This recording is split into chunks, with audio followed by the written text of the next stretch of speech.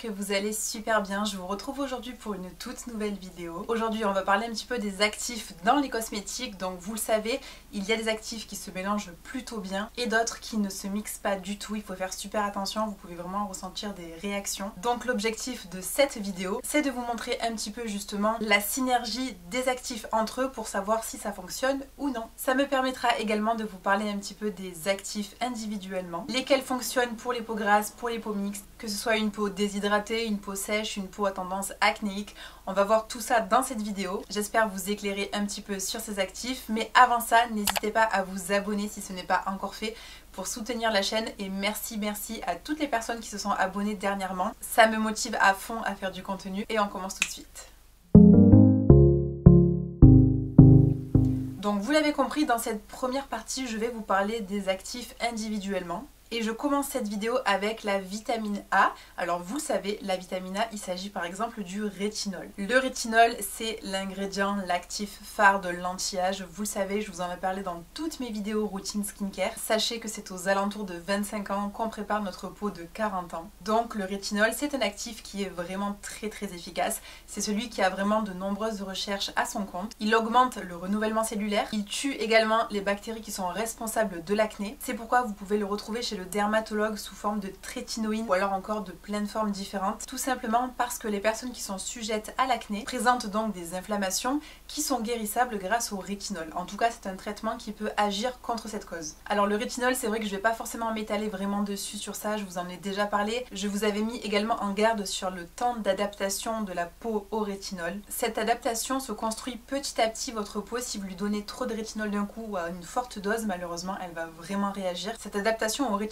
va se faire sur le long terme avec une introduction des pourcentages de rétinol petit à petit, tout doucement, histoire que voilà, votre peau ne soit pas choquée et qu'elle ne soit pas irritée. Donc pour résumer, la vitamine A, c'est vraiment l'anti-âge par excellence. Alors on va voir dans la vidéo qu'effectivement il y en a plusieurs, mais la vitamine A, c'est vraiment très reconnu. Son renouvellement cellulaire, ça va vraiment vous aider à partir d'un certain âge. La peau, si vous voulez, se renouvelle moins facilement, moins rapidement, et donc le rétinol va forcément vous aider. Attention, pas de résultats en 2 semaines, pas de résultats en 2 mois, ni de résultats en 5 ou 6 mois. Le rétinol, c'est sur le long terme. Par contre, effectivement, si c'est la prise du rétinol par rapport à de l'acné, alors là vous aurez forcément des résultats beaucoup plus rapides parce que ça va traiter la bactérie. Mais en tout cas, en termes d'anti-âge, c'est quelque chose qui va se faire sur le long terme et c'est tout à fait normal. Heureusement que notre peau ne vieillit pas du jour au lendemain.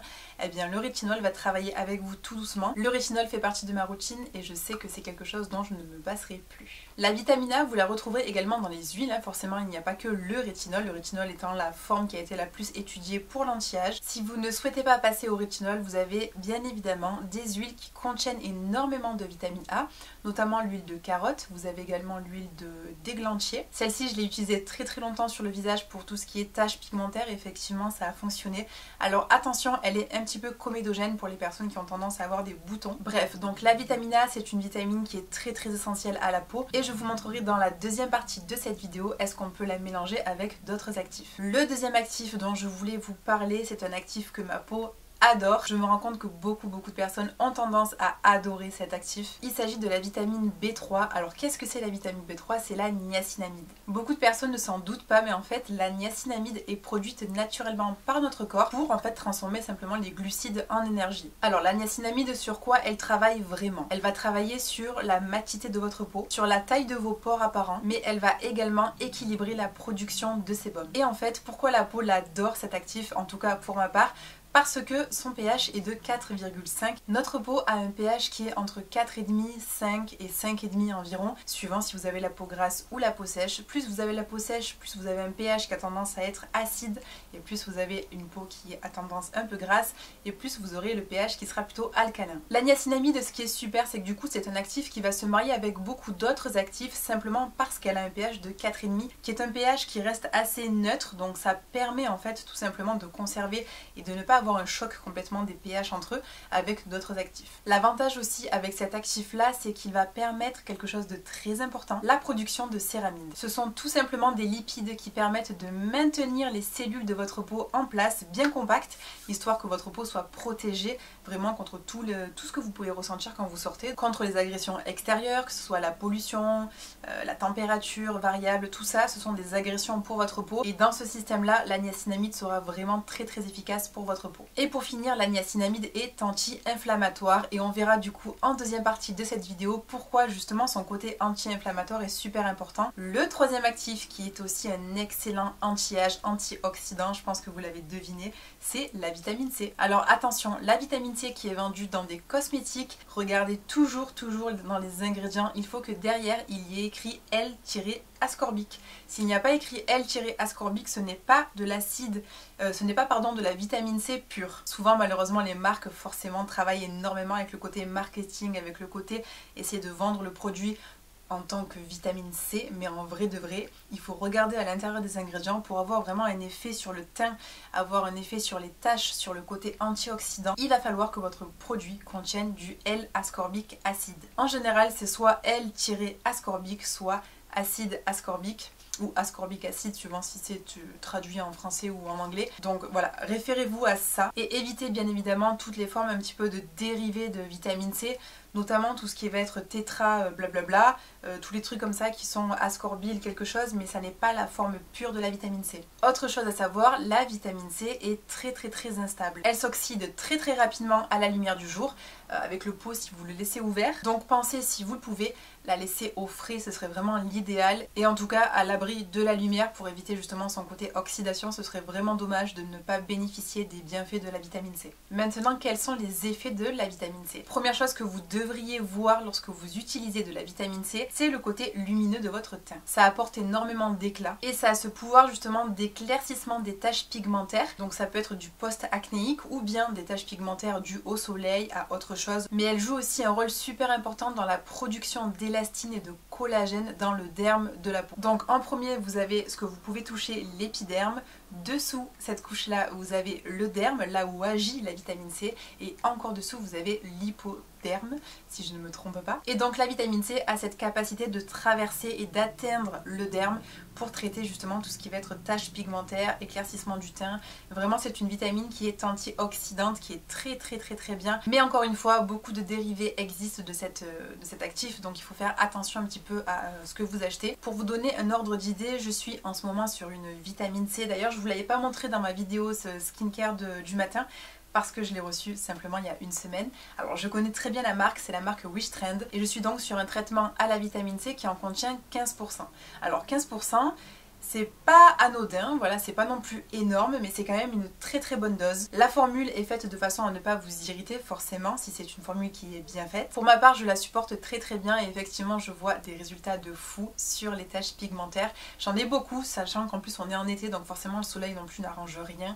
Malgré que je me protège la peau tous les matins, vous savez que le soleil il n'est pas filtré à 100% et que souvent nos petites taches pigmentaires qu'on peut retrouver un petit peu partout, ben malheureusement ça vient de là. Le quatrième actif dont je voulais vous parler, c'est un actif que vous devez sûrement connaître. Vous avez sûrement dû entendre un petit peu tout ce qui est exfoliation chimique, exfoliation enzymatique. Ce sont de nouvelles méthodes de gommage. Bon, je dis nouvelles, ça fait quand même quelques temps que c'est installé, que tout le monde commence un petit peu à l'entendre parler, mais il y a beaucoup de personnes qui continuent à se faire des gommages avec des grains. Alors évidemment la science a évolué, maintenant vous pouvez trouver justement ce genre d'actifs là qui vous permettent de moins vous irriter la peau, parce que ce n'est pas tout le monde qui supporte justement d'avoir un grain qui vient vous exfolier la peau. Alors qu'est-ce que sont les AHA? Alors ce sont des substances, si vous préférez, qui sont hydrosolubles, qui sont issues par exemple de fruits ou de lait. Ils vont agir comme des exfoliants sur votre visage et donc forcément ils vont vous aider à éliminer la peau morte. Donc les acides de fruits, lesquels sont-ils? Vous avez l'acide glycolique, vous avez le mandélique, vous avez le citrique, vous avez le lactique que beaucoup de peaux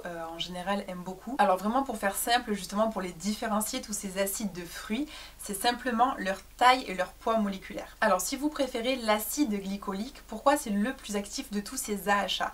Simplement parce qu'en fait son poids moléculaire est très petit, ce qui lui permet de rentrer dans les pores de votre peau pour déloger les points noirs, les points blancs, tout ce qui est voilà, comédon, inflammation due à de l'acné. Il a le pouvoir de rentrer facilement de par sa taille. Donc les AHA, l'avantage c'est qu'ils ont vraiment ce pouvoir justement d'exfoliation, de désincrustation un petit peu de toutes ces bactéries qui nous dérangent. Dans une routine c'est super important. Pourquoi? Parce que si vous n'exfoliez pas votre peau assez souvent, malheureusement vous allez appliquer des produits sur votre peau, mais ils ne traverseront pas parce qu'ils seront bouchés, ils seront bloqués par cette peau morte qui est à la surface de votre peau. On continue avec le 5e actif qui est dans la même catégorie, mais cette fois-ci ce n'est pas un AHA, c'est un BHA. Alors qu'est-ce que le BHA? C'est simplement de l'acide salicylique. La différence avec tous les acides que je vous ai présentés qui sont dans la catégorie des AHA, c'est simplement que l'acide salicylique, lui, va être soluble dans l'huile. Donc ce qui est cool, c'est que si vous avez la peau à tendance acnéique, que vous avez une forte production de sébum, que vous avez des comédons, que vous avez vraiment cette peau, vous savez, soit mixte, soit grasse tout simplement, et bien l'acide salicylique va pouvoir pénétrer cette couche de gras qui se forme sur votre visage pour venir un petit peu déloger les points noirs, les points blancs, tout ce qui est responsable un peu aussi de l'acné. Donc c'est sûr qu'à choisir, personnellement dans ma routine, moi j'ai une lotion qui est un BHA, donc un acide salicylique. Je pourrais effectivement me rabattre sur des acides de la catégorie AHA, donc déjà un peu plus doux que les BHA qui est plus, il a plus ce pouvoir de rentrer dans le pore. Mais comme ma peau le supporte très bien et que je vois des résultats qui sont vraiment super cool, ben écoutez, je continue, il n'y a pas de raison. Le 6e actif dont je voulais vous parler, c'est un actif qu'on entend un petit peu moins parler, mais il existe quand même, c'est l'acide azélaïque. C'est un actif qui est plutôt doux, qui aide à calmer les inflammations, mais il aide également à traiter tout ce qui va être marque post-acnéique ou alors l'hyperpigmentation, un petit peu comme la vitamine C. Clairement, l'acide azélaïque c'est simplement en fait un actif, un exfoliant qui est plus doux que les AHA ou les BHA. C'est un actif qui va vraiment être aimé de beaucoup de peaux qui ont tendance à faire un petit peu des réactions à tout ce qui est exfoliation enzymatique, mais ça reste tout de même un actif qui est là pour exfolier un petit peu votre peau et éviter l'effet un petit peu rugosité sur celle-ci. Maintenant j'ai terminé la première partie, je vous ai expliqué un petit peu en quoi agissaient certains actifs. J'ai pas parlé de tous les actifs qui existent sur le marché, j'ai parlé vraiment des principaux en tout cas que moi j'utilise personnellement. Je vous ai parlé des actifs qui me semblaient les plus intéressants en termes pour essayer de couvrir un peu tous les problèmes que la peau peut rencontrer au cours de l'année. Alors vous l'aurez compris, il y a forcément plein d'autres actifs, mais je ne peux pas vous parler de tout ce qu'il existe dans cette vidéo. D'ailleurs je ne m'y connais pas, moi je vous parle que de ce que je connais. Je ne prendrai pas du tout le risque de parler d'autres actifs parce que je ne les connais pas et que j'estime qu'il y a des professionnels pour le faire à ma place. Ce qui me semble très intéressant de vous expliquer, c'est de vous montrer quel actif peut se combiner avec l'autre actif dans la même routine. Alors quand j'entends la même routine, je parle de soit routine du soir, soit routine du matin. Bien évidemment, les produits que vous mettez le soir n'auront aucun impact sur les produits que vous mettrez le matin. Il y a beaucoup d'heures qui se passent entre ces deux périodes.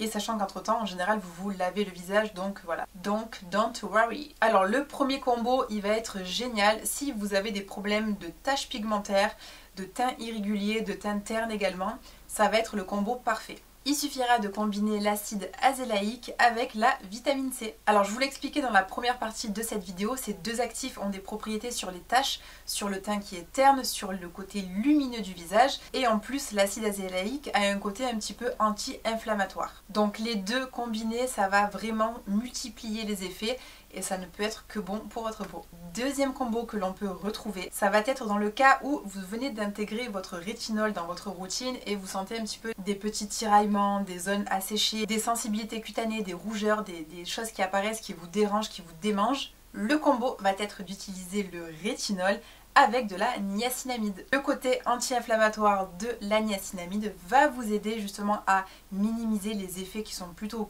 vraiment bien puissant du rétinol. Donc le combo rétinol-niacinamide, franchement vous pouvez le faire sans problème, au contraire ça va vraiment vous apaiser. Le troisième combo dont je vais vous parler, il s'agit de la niacinamide avec la vitamine C. Alors pendant longtemps ces deux actifs ont été controversés pour les mélanger ensemble, mais ne vous inquiétez pas, du coup maintenant c'est ok, il n'y a aucun souci. C'est un combo qui est très bien pour lisser les rides, pour uniformiser le teint, pour donner un côté un peu plus lumineux. Les deux actifs se mélangent très très bien. Ça marchera également pour vos marques post-acné ou hyperpigmentation. Pour ma part, c'est un actif que ma peau adore. Alors je me rends compte parce que des fois, quand vous changez un seul produit dans votre routine et que du coup, d'un coup ça va mieux ou d'un coup ça va pas, il y a de fortes chances quand même pour que ce soit dû à celui-ci. Et en l'occurrence, là, la niacinamide, vraiment, ça a fait des merveilles. et depuis très longtemps j'en avais pas réutilisé et là du coup je l'ai réintroduit dans ma routine du matin, mais vraiment c'est un ingrédient, c'est un actif plutôt qui est vraiment hyper efficace et qui je trouve donne vraiment... En fait il faut le tester pour voir, ça donne un grain de peau parfait. C'est incroyable. Alors avant de terminer cette vidéo quand même j'aimerais vous parler un petit peu aussi des combos qu'il ne faut pas mélanger ensemble, notamment le rétinol avec les AHA, les BHA ou l'acide azélaïque. Tout simplement parce que ce sont tous les quatre même, des actifs qui sont super puissants individuellement. Le rétinol, lui, il a déjà un pouvoir qui est très irritant pour la peau. C'est vraiment un actif qu'il ne faut pas prendre à la légère. De tous les actifs que je vous ai montrés aujourd'hui, c'est celui qui peut potentiellement le plus vous irriter. Donc si vous le combinez à des actifs qui exfolient votre peau, alors là c'est le carnage total, c'est le feu partout, vous allez souffrir, vous allez rougir, vous allez sauter partout. Donc non, on ne s'amuse pas à mélanger ce genre d'actifs parce que ça peut vraiment vous laisser des traces et vous faire très mal. Ensuite, quelque chose de très important aussi, il faut faire attention au pH de vos produits. Dans votre routine, l'ordre des produits que vous allez mettre sur votre peau à la suite, ce serait vraiment contre-productif de mettre, par exemple, je vous donne un exemple, de mettre par exemple un acide de fruits qui lui est déjà à pH très acide et le combiner juste derrière par un rétinol qui lui a un pH beaucoup plus élevé. En fait vous cassez, alors d'une c'est très irritant pour votre peau, mais en plus de ça du coup vous annulez un peu l'effet justement de l'acide qui lui est censé exfolier la peau. Si derrière vous imitez du rétinol qui lui monte à 6 voire 6,5 voire 7 suivant le produit que vous utilisez, vous allez en fait, la balance est beaucoup trop large entre les deux et du coup vous annulez les effets de l'un et de l'autre et vous allez créer une potentielle irritation. Donc vraiment ça c'est quelque chose que je vous déconseille. Et bien voilà, on arrive à la fin de cette vidéo. J'espère avoir été claire, en tout cas c'est un peu le but de cette vidéo, au maximum en restant un peu dans la simplicité pour essayer de comprendre les choses facilement. N'hésitez pas à me laisser un petit like sous cette vidéo si elle vous a plu. Dites-moi en commentaire si vous avez un actif parmi tout ça qui vraiment a fait ses preuves sur votre peau, ça m'intéresse. C'est quelque chose qui peut être intéressant pour toute la communauté. Bref, d'ici là, moi je vous fais plein de bisous, je vous retrouve très vite dans une prochaine vidéo. Bye bye.